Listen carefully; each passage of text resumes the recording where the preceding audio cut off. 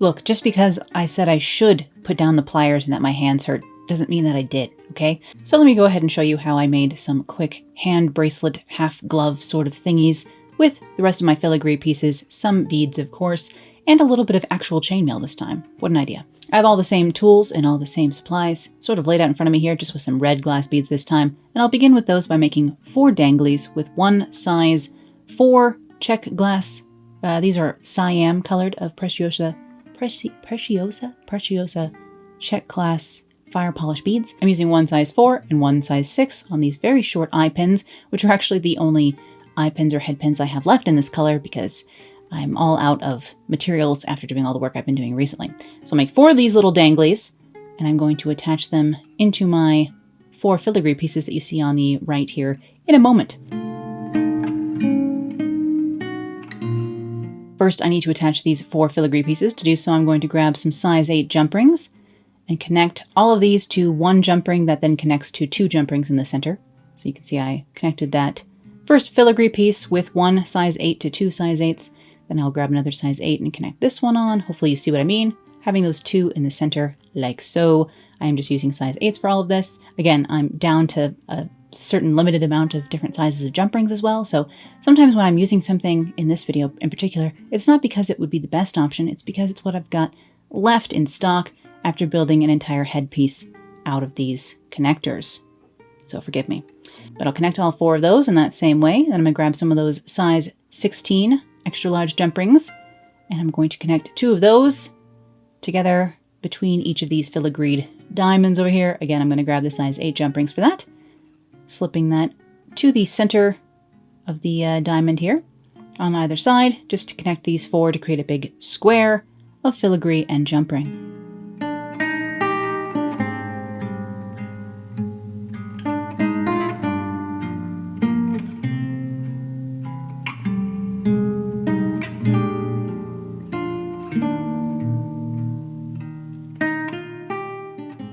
Like so. All right, now I have this square that will cover my hand connected, ready to be added onto. So I'm going to grab my danglies that I made earlier, and I'm going to grab a size 6 jump ring and attach the smaller end of the dangly, the size 4 side of the dangle, to the center 2 in between these rhombuses over here.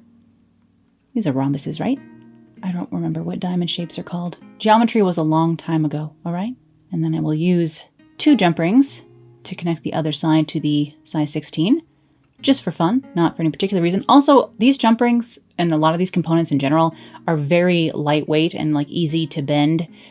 So to make sure that this kind of stays together, even with these softer jump rings, I am sometimes using 2 for strength, just because if you pull on these too hard, they actually bend pretty easily, unfortunately. I would like a stronger jump ring in life, but I don't have time to sort that out right now while I'm working on so very many things, trying to get a lot of stuff finished up in the background.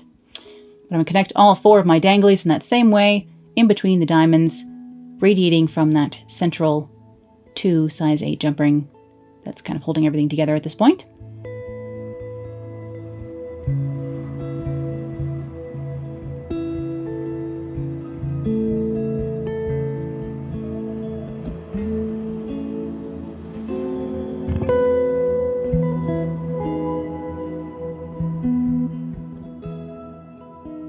Like so. So now I have a slightly more decorative square. We'll grab some size 8s and I'm going to start connecting the main bracelet, the front of this, using my size 16 jump rings. I'm going to use a size 8 to connect 4 of those, and I'll actually use 2 size 8s for that. So let me slip on another one here. And then I actually almost start doing a little bit of actual chainmail this time. So I'm going to grab one more size 16 and open that up and slip it between the first 2 jump rings, around the size 8s, and through the other 2 on the other side. So it kind of gets sandwiched in between these 4 jump rings like so, to hold that buddy in place. So it goes in between the 2. I think there's easier ways to thread these sort of things on in like actual chainmail, but because I'm only going to be doing it 3 times, I'm not very concerned with the actual method at this current juncture in time. Do that same thing again. So connect 4 of these larges with 2 size 8s, and then slip 1 more of these size 16s in and around, weaving it in between the 4 jump rings.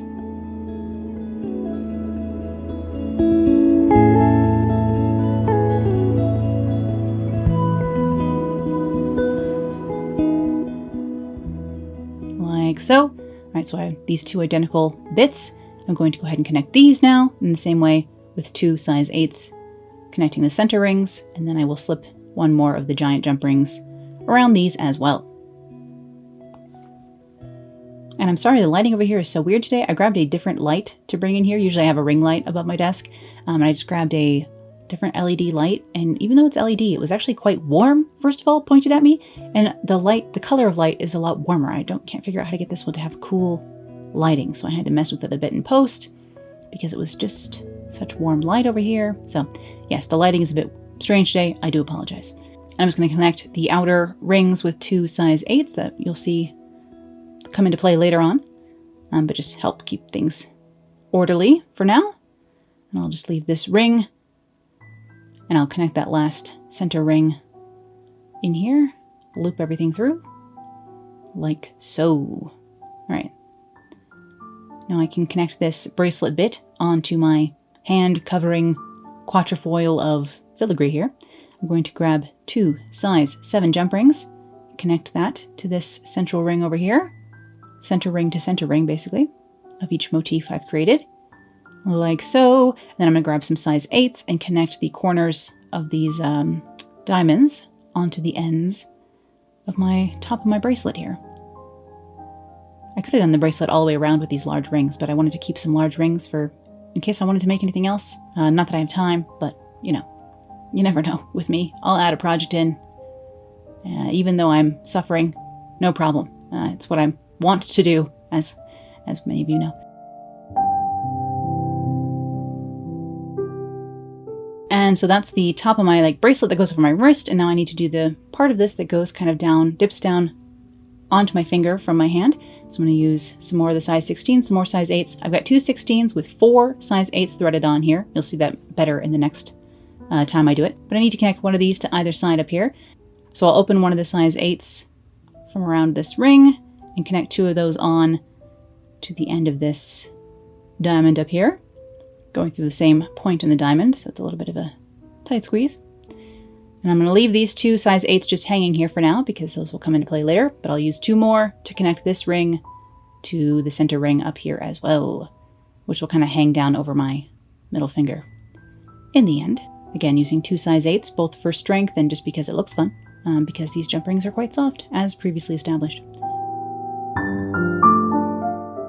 Like so. And then I'll do the same on the other side. Again, 2 size 16s, 4 size 8s.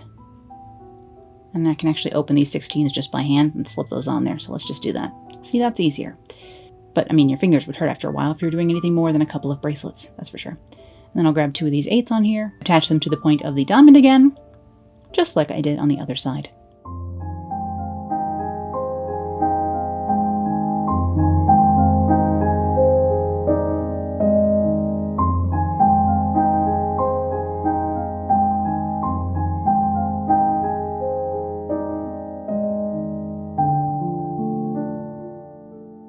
So these rings on either side have those 2 extra 8s just floating. I'm going to thread some chain through those for the ring portion of this in a moment. And I'm going to grab some extra super fine chain I had sitting around here. And this is about 3 inches long, maybe 2.5, 3 inches long. Of course, measure your own hand and fingers for this kind of thing.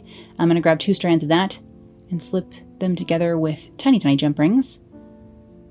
Probably size 3, size 4 or 3 jump rings here. They're not labeled. So I am doing my best, but, you know. And I'm going to connect these 2 with the size 6. And again, this is just like the size around my middle finger, like this. So you size yourself if you're making one of these.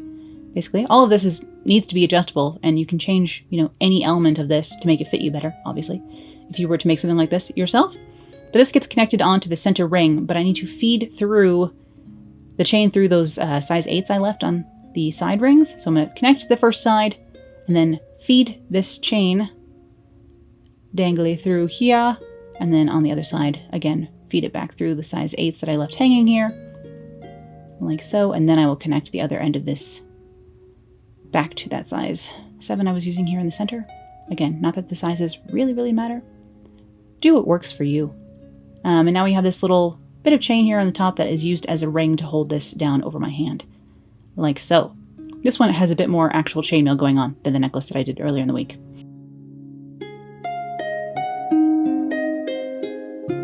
And I wanted to add a small little loop of a slightly thicker chain over my thumb here as well, which stays in place only if you have the bracelet on tight enough. So you'll see when I'm modeling it here over the desk, it's fine, it's in place. When I'm modeling it over my ironing board later, it seems very loose, and that's just because I don't have the actual bracelet around my wrist tight enough. Easier to do with the assistance of a friend as opposed to all on your own. But I just attached this to this ring on the thumb side, again using 2 size 8s. For this loop of chain, it's probably around 4 inches long, this loop of chain. Again, not that it matters. Size it yourself around your thumb if you were to make something like this. So this gets slipped onto the ring finger, this gets slipped onto the thumb, hangs down over the hand, and you can see that'll be held in place by another chain that goes around the back of the bracelet itself. And I need to attach that. So I have a length of chain here that is basically twice the length of the back of my wrist to connect onto here. I will connect this by slipping it through 2 of the size 8s that I left earlier. Over here on the thumb side of this. There's the thumb side and then the pinky finger side of the bracelet at this point. So I'll slip that through here and it just kind of hangs loosey-goosey through those, and then I'll connect the other side with the largest size of jump ring I have, a size 10. And then I will attach a lobster claw clasp onto this one using a tiny size 3 jump ring. And yes, the scratches on my hand are from playing with my cats. Mostly my dear little Ollie, who loves the hand under the blankets game, although sometimes the blankets are not thick enough to protect me from his sharp feet.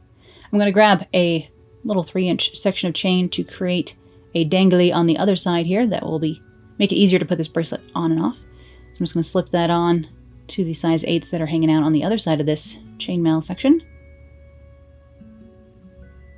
And I would love to put some little dangly beads hanging from the ends of these chains, and also elsewhere on this, but again, those are the only eye pins I have left. They're less than 1 inch long, and I had 1 head pin left. So I'll show you what I would do if I had more head pins around, which is to thread on 1 size 4, 1 size 6, 1 size 4, turn the end of this, and then hang it from those dangly chains. But alas, I can only do 1 of these, because I don't have any more head pins, sadly. Or at least I don't have any more antique brass head pins. I'm out of antique brass head pins. I'm out of stainless steel colored head pins. I have a few gunmetal in stock. I think that's all I've got. Must make another trip to Michael's, although they're going to start knowing me by name in there if I'm not careful, because I keep going back for more jump rings. Yikes. So this slips on like so. And then I can connect that and clip it on. Again, not super easy to do by yourself, but that's why I left these dangles, because it makes it a little bit easier to grab a bit of it. But here's what we're looking like. A little hand bracelet here, just in lieu of gloves for this ensemble that I'm putting together. I'll be wearing these instead. They, again, match a headdress that I've made. And then I realized I had these lightweight cicada charms kicking about, and though I couldn't do beady dangles, I could dangle these off of here. So I'm going to put one on either side of the bracelet, one down here along the ring, just connecting that to that center ring, and then one over here as well, just almost off screen here. But yes, I'll connect those on, and then these hand bracelets will be finished and ready to wear with my finished strange mystery ensemble that you will be seeing eventually, of course. And I do promise I have more sewing coming soon. I have a bunch of sewing projects in the vault, as it were, in the bank. I just have to finish everything up, show you the results, and then I'll go through all of those with you over the next several weeks for sure. But we just have a little bit more crafting this month while I finish up all the nonsense in the background. Thank you for your patience, and thank you for watching today, and I'll see you again here real soon. Bye.